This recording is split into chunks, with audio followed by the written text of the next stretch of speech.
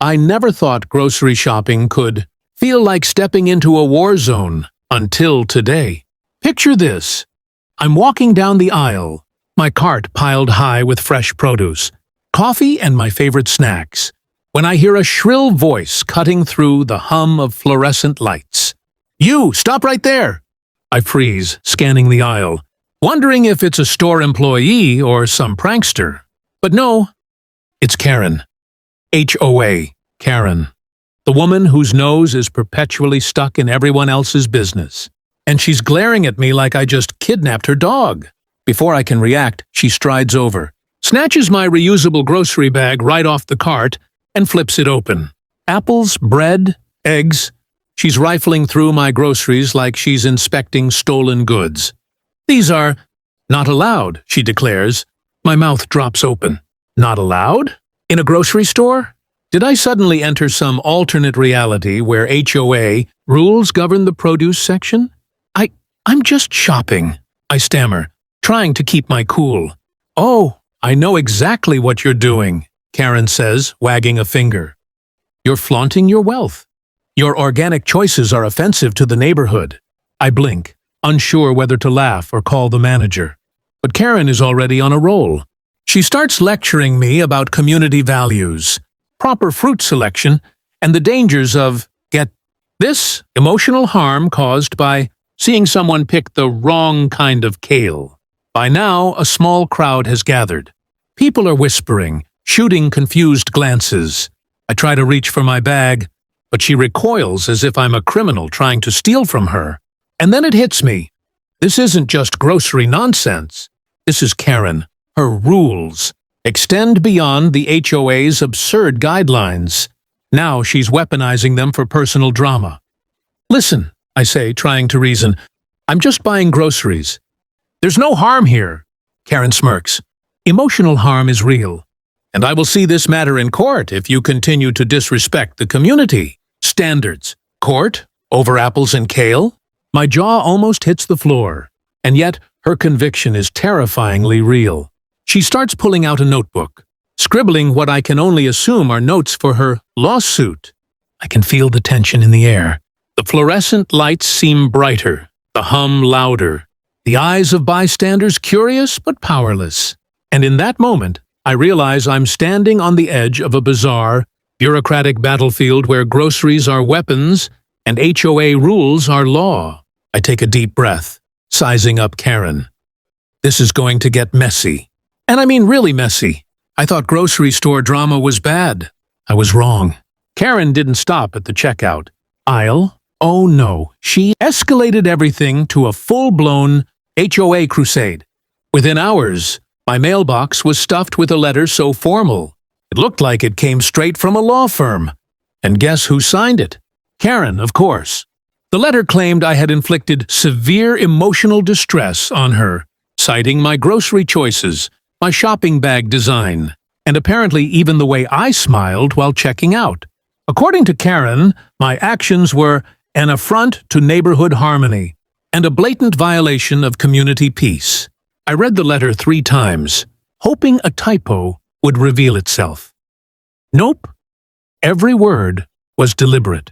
Every accusation perfectly ridiculous. And yet, underneath the absurdity, I felt a flicker of unease.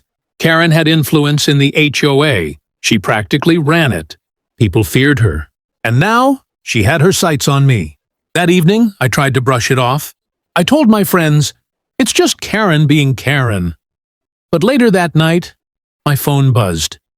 Another email from the HOA. This one had a notice of preliminary complaint attached. It detailed an emergency HOA meeting scheduled for the next day. My attendance was mandatory. And if I didn't show up, the consequences, Karen warned, would be unfavorable. I knew I couldn't ignore it. Walking into that HOA meeting felt like stepping into a courtroom designed by a villain who thrives on absurdity. When I arrived, the room was filled with familiar faces, all looking uncomfortably at me. And there she was, Karen, perched at the head of the table like a queen surveying her court. Her expression screamed triumph. She wasted no time. She began recounting the grocery incident, her tone theatrical, drawing exaggerated sighs from some neighbors and stifled laughs from others. I tried to explain calmly, but she interrupted at every turn, spinning my words into a narrative of personal attack. By the 5th minute, it was clear. Logic had left the room. Karen's goal wasn't resolution. It was spectacle. She wanted to humiliate, intimidate, and, apparently, create a legal record that could be weaponized against me. As the meeting dragged on, I realized that standing up to her required more than polite explanations. Karen had turned a minor grocery store encounter into a weaponized HOA conflict. Every comment, every note in her meticulously kept notebook was another move in her chess game. And the more I resisted, the more she pressed, using rules, procedures, and emotional manipulation like a finely tuned instrument. By the end of the night, I was exhausted, frustrated, and beginning to understand just how far Karen was willing to go and how I might need to go even further. The battle lines were drawn, and I had no choice but to prepare for what came next. The next morning, I woke up with a knot in my stomach. Karen wasn't going to let this go quietly. She was relentless, and now it was personal. I spent hours researching HOA rules, reading bylaws, and trying to figure out if there was any legal footing she could possibly have. The more I dug, the clearer it became. She had nothing. Absolutely nothing. But Karen wasn't interested in facts. She was interested in fear. By noon, I arrived at my property to find a flyer taped to my door. It read, "Community Standards Violation. Immediate attention required." At the bottom, in unmistakable handwriting, was Karen's signature flourish. I sighed. This was no longer just groceries or emotional overreactions. It was a full-blown campaign of intimidation. I decided it was time to confront her head-on. I walked over to her house, carrying the HOA letters in one hand and my grocery bag in the other. A symbolic gesture. I couldn't resist. Karen answered the door with that familiar look of self-righteous fury, like she'd been waiting for me all morning. "Good morning, Karen," I said calmly. "I think we need to talk about your recent concerns." "Oh, we'll talk," she snapped, crossing her arms. "And you're going to regret it if you don't apologize for the emotional harm you've caused." I held my ground. "Karen, I've reviewed the HOA rules, and there's nothing in here that gives you the right to accuse me of emotional harm over groceries. You're overstepping again." Her eyes narrowed. "Overstepping? I am protecting this community. And in doing so, you're harassing me," I countered. "This isn't about the neighborhood. It's about your obsession with control." "I've done nothing wrong." Karen's lips curled into a smile that was all teeth and triumph. "You'll see.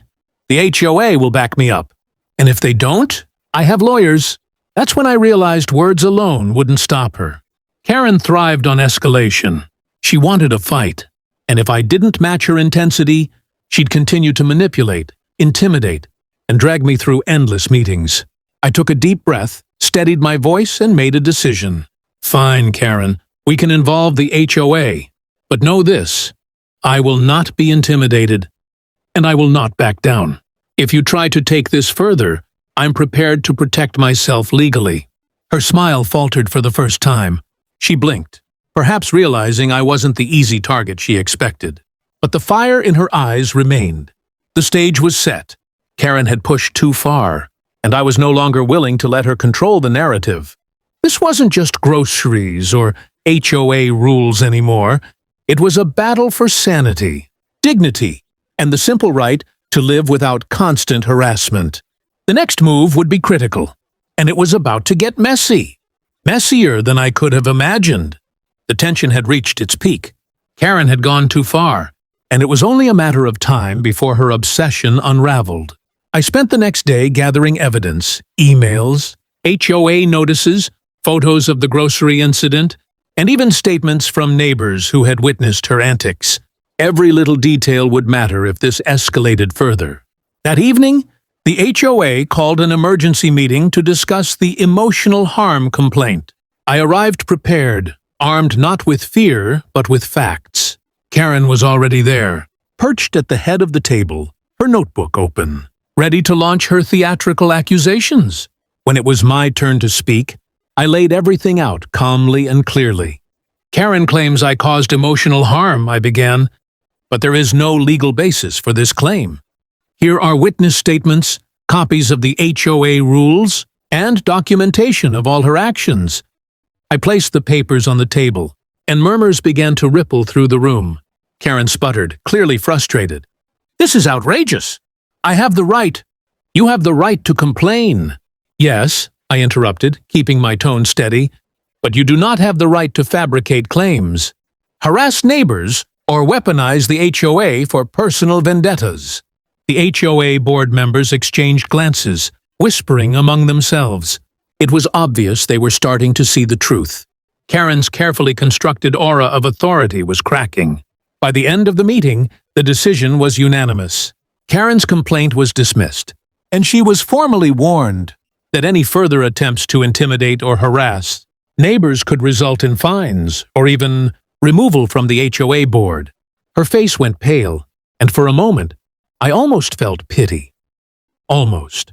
But Karen's downfall didn't end there. Word spread quickly through the neighborhood about her overreach. Neighbors I had never met personally began sharing stories of her past antics. The once feared HOA queen was suddenly a cautionary tale. Her influence diminished.